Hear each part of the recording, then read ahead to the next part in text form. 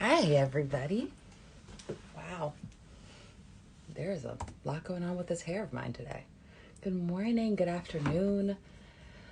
All the things, all the things. I'm really excited about our conversation today and excited to have Madison on, and we're just going to have a great conversation. Let me grab her. She's about to join. Hi, girls. Hey. Let's get Madison on here. Hi, Bowler. Hey. And she's about to join me. Hi. Hi, Stephanie. How are you? I'm good. How are you? Good. Happy Pretty good. Monday. Oh, I like those earrings. Thank you. Oh, I see you have a little filter on. Let me do mine. I know, like Oh, it's not that one. I not, like to look. I know, like there was, I can't even figure out how to switch it to like something else. But I was like, Yeah, yeah, I hate that they have oh, this one looks good. I think this is one of the black girl ones. Okay. yeah. Yeah, this one. That's how you have to look. Yeah, you have to be like, sometimes I'm like, this is not making me look Right, better. this This is is not making my me look, face like at this is, all. Okay. All right, cool. I think this is good. yay. Ah, thanks, girl. I'm so excited that you're joining me on this Monday and that we're having this conversation Yeah, thanks on for this having me. I Monday. appreciate it. Before we even jump into it, I just want you to be able to give just a little snippet of like who you are, where you're at in this country of ours, and hmm kind of what you do. So my name is Madison Myrick. I am in the DMV area.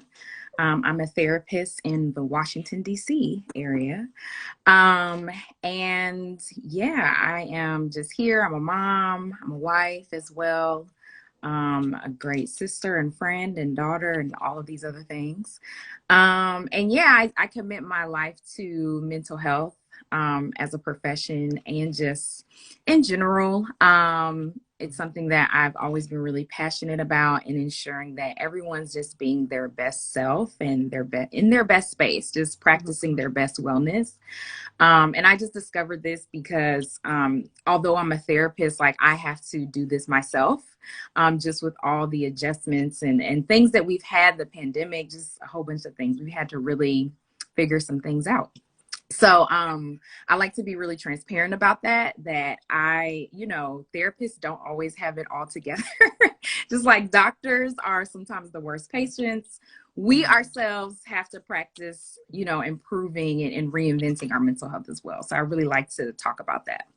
Yeah, that's I think I saw like on your page how like you and your husband went away and how like your friends had told him like, no, you need a break. And I was like, that was Yeah. just beautiful to me because hmm it's like, Thank yes, you. like sometimes friends and other people like see what we need more than we see what we need Oh ourselves, yeah. hmm especially in the midst of the pandemic because you have a small kid and I have a niece. I don't have a child myself, but I stayed here during the pandemic and I was like, oh, this is like being inside all the time with a child and not realizing that you can't go out and things like that. That, I mean, it affected my health. I was like, oh, I need Yeah. to take some rest. I need to go on a little walk Yeah. because Auntie duties were intense. auntie duties were, yeah, Yeah. I was like, okay, maybe I'm not ready for a kid yet. No, Well, I understand that. And I have friends too that, I think because in today's time with social media and just the pandemic highlighting that too, they have been able to see through our lens as parents just what it's really like. And I think that I've only had like a couple friends before me who did have children, mhm, but I just didn't understand. I didn't get it, and yeah, I guess I didn't get it until I was there. But I think now we as parents are just being more transparent about their journey as yeah. parents and, managing their mental health at that. So I think that's a really good, thing to talk about as well. Do not disturb on. Um, well, when I decided I wanted to have this conversation with you, and this weekend I put out there on social media if anybody had thoughts or questions, and some hmm people sent some stuff in, and I think that a lot of it was really relevant to right now. And I'd love to like dive in and discuss some of these thoughts with you. Yeah. And one of them was like, did did the pandemic change like your, like as a therapist, as everything? You already knew, you already had the skills and the tools, but did the pandemic change kind of your self-care style and how you cared for yourself and how you cared for your family, to preserve your mental health? Because I know the pandemic, a lot of stuff was happening at the same time. There were many pandemics happening Yeah. for us Yeah. in the Black community. Yeah, that's a good point. Yeah, definitely did. I think that it highlighted what I should have always been working on, which was creating boundaries for myself as just a therapist and just in general, establishing those boundaries and establishing that hard stop time with work. I think it was really easy. We went into, at least for myself, I serve as the clinical director of our organization. Okay. And I went into problem solving mode, right? So I went into the therapists need this support. The, clients need this support. They need that. They need that. And I found myself working into, and my husband as well, we were working into the evening, right? Trying to kind of not only manage our work, but also manage, our child at the same time because daycare was closed and things like that. So yeah, it was really, really tough. And I think I just had to realize you cannot solve all of your problems in a day, right? Yeah. So making, to-do lists that involve what are things that I really truly need to tackle and prioritizing them. I found that a real beauty in truly prioritizing, right? So really seeing like what needs to be urgently taken care of and what can wait till Thursday or Friday, right? So kind of creating that list and then really realizing that try to do this within a week or try to do this within 2 weeks, and giving myself realistic expectations as well. Like what's really realistic for you to do? Because I think we were so overwhelmed of trying to just problem solve and put out the fires, which is naturally kind of what we do as humans. But sometimes, you have to kind of gauge if it's truly a fire first, right? Or is it smoke, or is it, so kind of assessing what exactly it is, before you kind of feel like, oh, I need to put this out, because sometimes it's not always the case. So that's what I learned during the pandemic. Everything's not a fire. Yeah. I would also say, and I'm kind of piggyback on that, I realized personally, like, even if something's a fire, not everything's your fire. Right. Not, like, this might be a fire that somebody else is supposed to be putting out and tending to. Like, you can't put out all the fires. Right.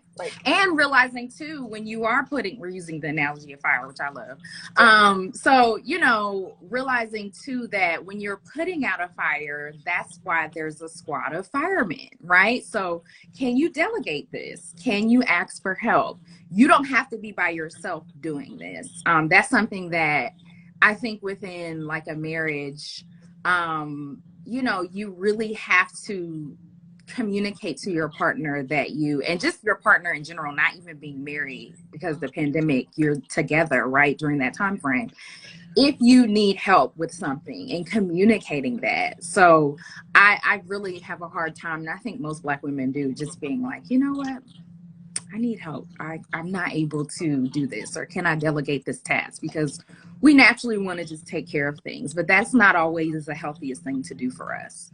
Yeah. So I think it's important to really, acknowledge that you need that help.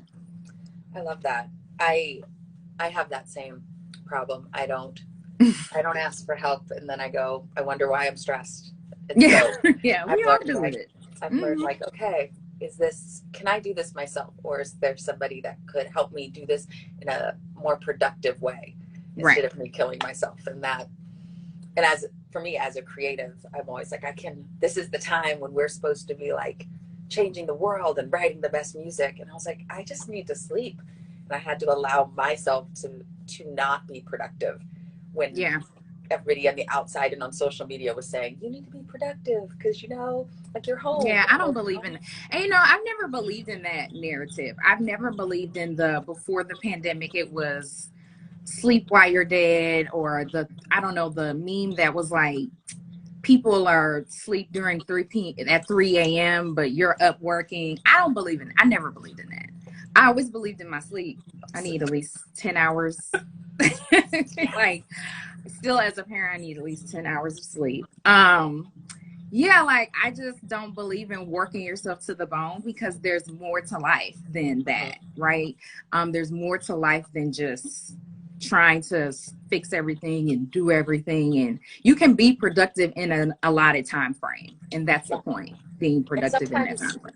sometimes you're more productive if you give yourself Right. an allotted, I guess most times, a lot of time points instead of like this never ending burnout of Exactly. we Right. we as women, and especially as Black women, have been taught to do, like taught you need to work harder to get to the same place. And like, but Yeah. I'm tired. Right. Yeah.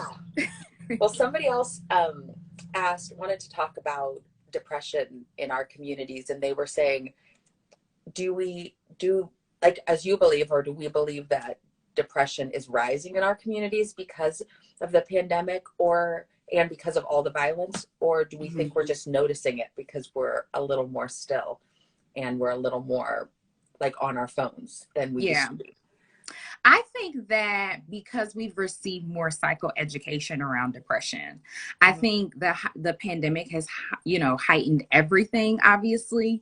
But I think because we have access to social media, we have access to therapists in a way that we haven't before. And so I think we're able to identify the signs in a way that we haven't been able to do in the past within our community. So I think that discussions are now being had at the dinner table around mental health and depression and what it looks like. And I think sometimes too, when, especially within our community, we identify things as failures and, not being able to accomplish things or comparing. And that too falls under, depression and anxiety at times. And so I think realizing that we're basing these certain things based off of pressures maybe within our community, or expectations that our family has of us and things of that nature, can definitely aid to that. So I think it's just a matter of access at this point, and I'm actually really grateful for it, because I welcome, extending that psychoeducation more, especially in a virtual way through media, because we need to kind of have an understanding of what depression is, and then what we need to do when we are starting to see certain signs that are leading us to feel certain ways. I think that's really true, and I've appreciated when people are open and have the ability to be open. Like for me, I was depressed when I was younger. Now I have like anxiety, and a lot of it is career driven anxiety because of the pressures, and I've had to learn like meditation and things that I was like, I can't do that. I'm like, no, I should do these things, like take care of myself, because it might not go away. It's how I'm wired, but there are ways to calm it. And when the pandemic hit and we were all quarantined, that like heightened everything, and I think it did for a lot of people. And I was like, okay, I need to start I started meditating every night, and I never would be the chick that would ever have done that. I was like, let me take care of this anxiety before I have some panic attacks. And I talked about it, and I wasn't afraid to share it. And then I had friends that like, oh yeah, I get anxiety too. And I was like, oh, see, I would have never known that if I had never brought it up. And now we have this little community that we can like talk, and we can check in on one another on a different level, like peeling back the onion, like realizing we all are experiencing things. Like it's not a solo world. And that's a form of a coping mechanism to developing that sense of community, right? So that's something that, depression and anxiety will not, quote unquote, ever go away. There's always going to be something that might trigger it or make you feel that way. But the point of therapy is learning what's going to help you when those moments occur. So how do I cope with this? How do I manage when they do occur? Am I, as opposed to having a crying spell, or, which I still promote crying, you can definitely cry it out. At least for me, I know I do. But then are you going to be solution focused after that? Right. So cry it out, but then, all right, does this mean that I need to ask for help? Does this mean that I need to check in with my therapist? Does this mean that I need to check in with my friend? what does this mean for me? And being able to think in that way of next steps and what to do when they do happen. I think that's great. And I love that so many more people are doing like virtual therapy and Yeah. and like those, like with technology comes more access to Right. it. And with more access, it will normalize it. I think I'm always like, everybody go to therapy. Everybody go to therapy. It's the best. Yeah, it is. That's my belief. I'm not saying everybody needs to have that belief, but I'm very pro therapy. Here's a good one. Somebody had written, how do I protect my kids from the fear of this pandemic and the violence that we kept seeing on the screens? Like, should we be protecting like the children in our lives from seeing it? Like, what should we be talking about so we're not raising their anxiety, but also they are prepared for what they're seeing as they are growing? Right. That's a great question. So I think with kids, you really have to gauge it on their age. So obviously with younger kids, I would say up until maybe first and second grade, because second graders are a little bit more self-aware these days. Okay. You can kind of manage, you can kind of not approach them with certain things. I think within our community though, as Black children, you have to let Black children know that they're Black and what this means. Yeah. And I think to me, the earlier the better. So when, Sloan is probably 3 or 4, I'm going to talk, there's books out there for 3 and 4-year-olds about, systemic racism and what it looks like, and my skin being darker than hers, or, there's books already in literature that address some of these things. And so I think that when you're getting ready to do that, I find a lot of value in parent support. So I think that you should reach out to other parents that look up those books and information to kind of get some feedback on just what this book is about. Will this be helpful for my child if you feel like it's going to be fitting for them? But I think introducing them to the reality of our lives is extremely important. I don't think it's anything you can shield them from, because we're Black wherever we go. So it's like they got to know now or they got to know later. So it's like one or the other. So I plan, once Sloan is able to kind of have conversation, which is how I like to gauge it, a full conversation. He's starting now, but once they can really start to articulate anything, I think is a good time to let them know, like, this is who you are. These are the amazing things about it, right? And then these are some things that we might have some challenges with, right? Where there's some areas of growth for other individuals in terms of who we are versus, us on the other end. And helping them to be proud of that. I remember I have had to actually talk about a couple of things, particularly one with, like, for example, one of my friends is Indian, and she just talked about, what it's like to be Indian in America and just some other things, and, showing up in general spaces and then also her workspace. And so, something that I encouraged her to do was, you have to be proud, right? So like part of this advocating for your race and for your identity is being proud of it, right? So you kind of have to kind of seek in your culture what makes you proud, in your family what makes you proud, so that you can start to project that to other people, so that they understand that they're not going to treat you a certain way and that you're also proud yourself. So we have to kind of start doing that as well. And so that's something that we have to teach our children too, is that you have to be proud of who you are, right? This is our birthright. This is who we are. So be proud of it.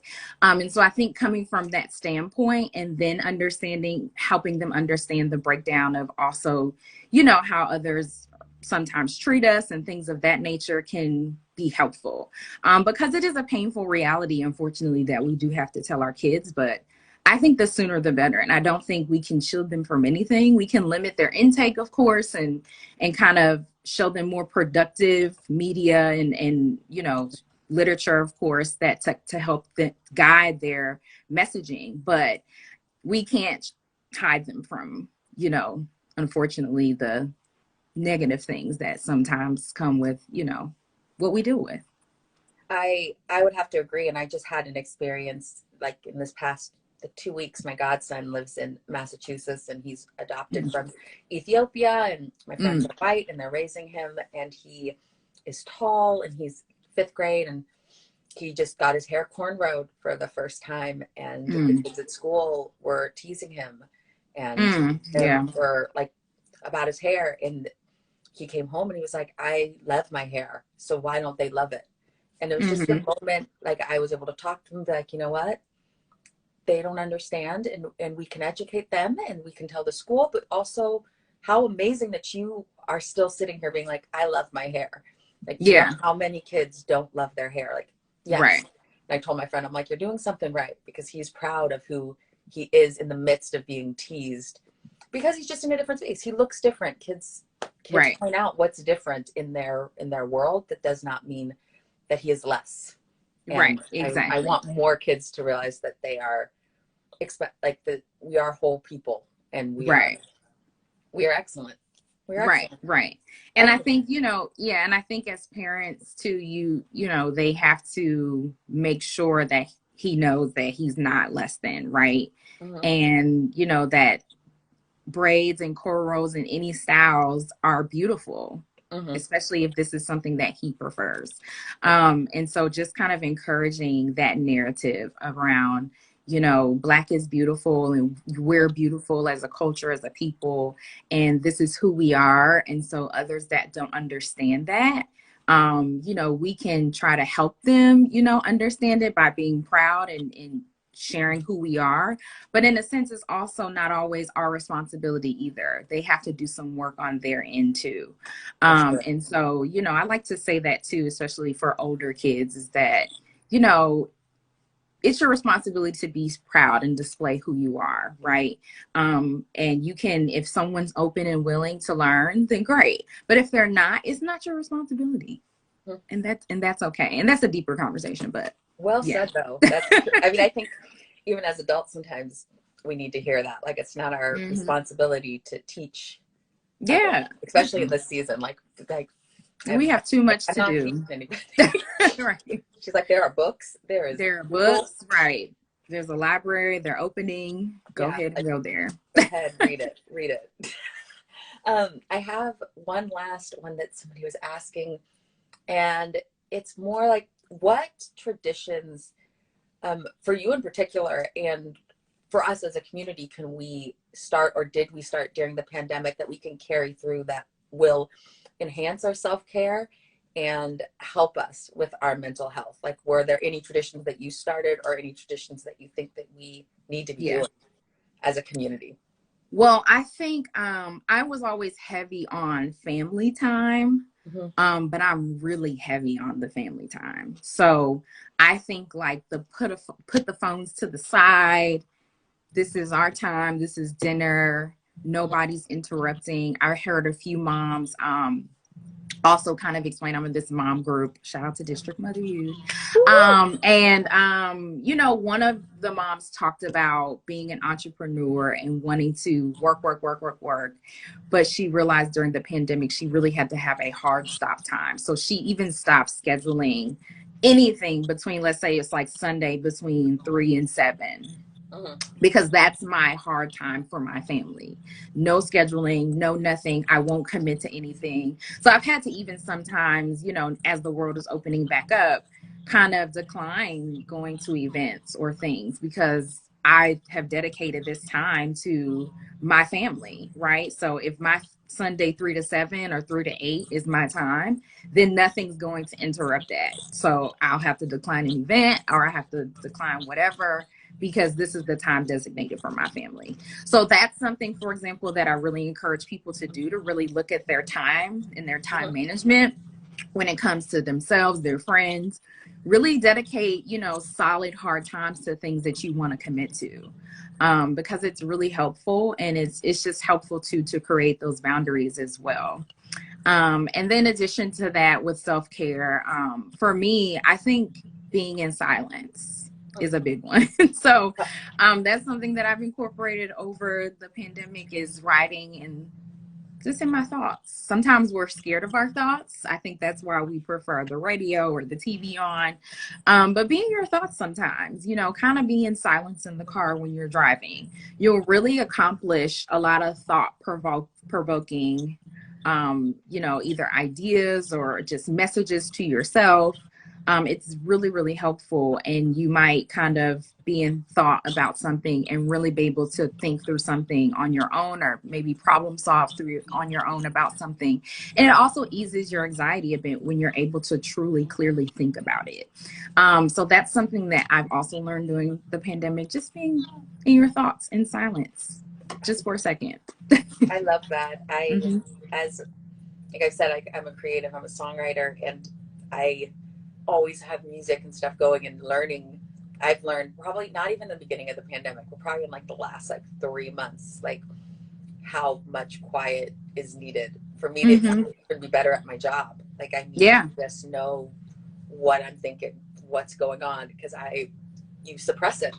You suppress it with noise. And sometimes you're like, I need answers. You're like, oh, well, maybe I should just think. Like right. And it is scary. I mean, at least for me, it was uncomfortable at first to just be silent. It is. It's getting more comfortable. Like I'm still walking that path. But it's a work in progress, but we don't realize how much subconsciously we suppress those thoughts. And so silence can truly help, addressing just anything that we're thinking about and really try to work our way through those thoughts. I love that. And I just wanted to say as we close, and I could talk to you all day. So first of all, I would love to do this again and to like dive deeper into some of those nuggets we like kind of just touched on, and like start digging a little bit deeper, because I think these conversations are needed to have open conversation and to see what's on other people's minds. But I also appreciate that you held space for me today to have this and to be open and honest. I appreciate it, and I'm so thankful for the Howard community that I found you. And no problem. And thank you for inviting me. I appreciate it as well. Yeah. So I will save this onto my page, but this is just a to be continued. I think this conversation, I hope that we can find another time to continue it and just continue elevating our energies and our mental health in this season, this post-pandemic season that I think we're just all navigating. Yes, we're still navigating this. Right. Definitely. Well, thank you. I'll put this on my page, and I will link you to it. And thank you. This conversation made me happy, so I appreciate you. No problem at all. And thank you, Stephanie, for starting the combo, because we need it. We need it. Thank you. All righty. Thank you. Have a great day. Bye, everyone. Bye. Bye.